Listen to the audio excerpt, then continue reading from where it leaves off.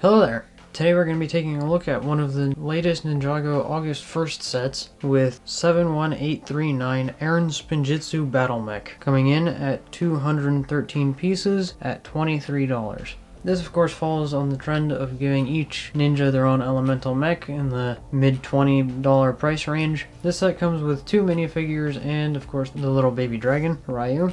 Arin is, of course, in his new Season 3 suit, coming with a spectral blade and the face covering, and he includes just the usual Arin face underneath with just a smirk, and no alternate face. Meanwhile, the villain of the set is, of course, the new Spectral Dragonian Warrior. These new Spectral Dragonians are pretty awesome. They come in a nice ghostly light blue with clear arms and, in this case, a clear ghost piece at the bottom for the legs. That is molded in 2 different colors of translight blue as well as a solid white. It's a very nice effect, and he does come with all of the armor attached as well as the larger horns. And Baby Ryu is just his usual self. Nothing new, same exact print. Still find it a bit funny that they're including Baby Ryu after he's long since grown up, but hey, getting their mileage out of the mold, I guess. In general, they have very nice printing. I love Arin's new suit with the black overlapping onto what is also a spray painted pinkish purple dragon. Very cool looking dark look for Arin.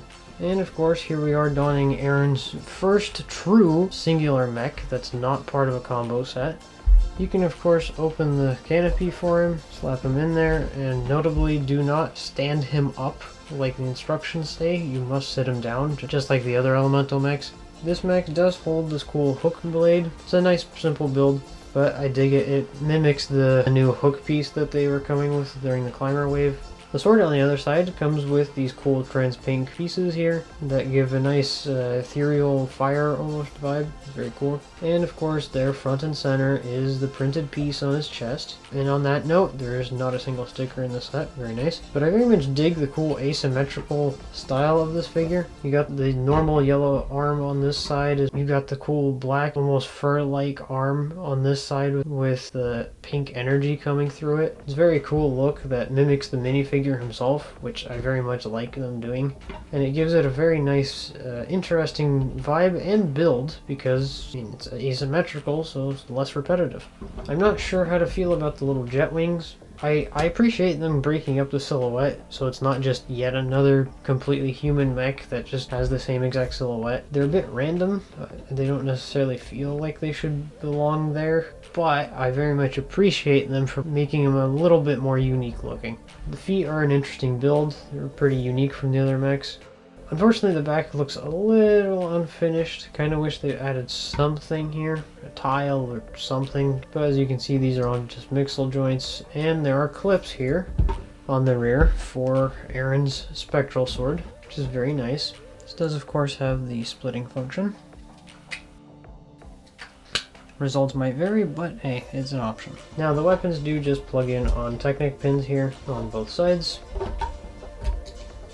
And with those out of the way, we can do a quick articulation segment, because this does have some nice posing. I mean, after all, it is a mech. Now, obviously, the head is just Arin's head here. The shoulders are just on the large ball joints so that they can go 360. That includes swiveling, basically.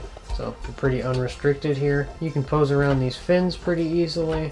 Unfortunately, no elbow bend as always. They tend to love using these pre-bent pieces. No swiveling wrist, unfortunately, but each finger is individually articulated. Same goes for the other arm. You will just have a tiny bit more restriction with this fur piece, otherwise it is pretty much identical. He does, of course, also have the ratcheting waist swivel. He's got the ball joints at the hips, can move pretty much to 90 degrees in both directions, can do beautiful spread, and that also acts as the swivel. This knee pad can move however you want. It can get slightly annoying while handling because it just nothing holds it down, and it's only held by one clip. The feet are just on the large ball joint, of course, so that they can just maneuver however you want. However, they are restricted in going up, which does limit posing a bit because you cannot have the feet bent forward any more than this.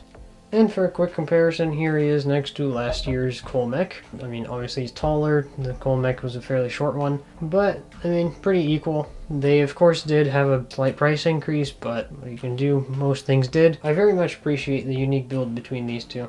Both of these felt very different from each other. overall I'd say this is a pretty good mech build. Highly recommend it. It's pretty good for its price tag, doesn't feel overpriced. If you can find it on sale, then great, it would be even better value. But I think even with the piece count, overall just stuff that you get with this, it's pretty good. I wouldn't say this is one of those overpriced sets. It's pretty fairly priced, which is nice for me to say because I very much want to support Arin builds so that we see more sets for him. But yeah, highly recommend this. Go out, get it. Very good set, and the figures are great. Thank you for watching. Feel free to comment, like, and subscribe. And feel free to follow me on Instagram as well, where I might be taking pictures of other things, as well as posting about what I might review next. Thank you for watching, and have a good day.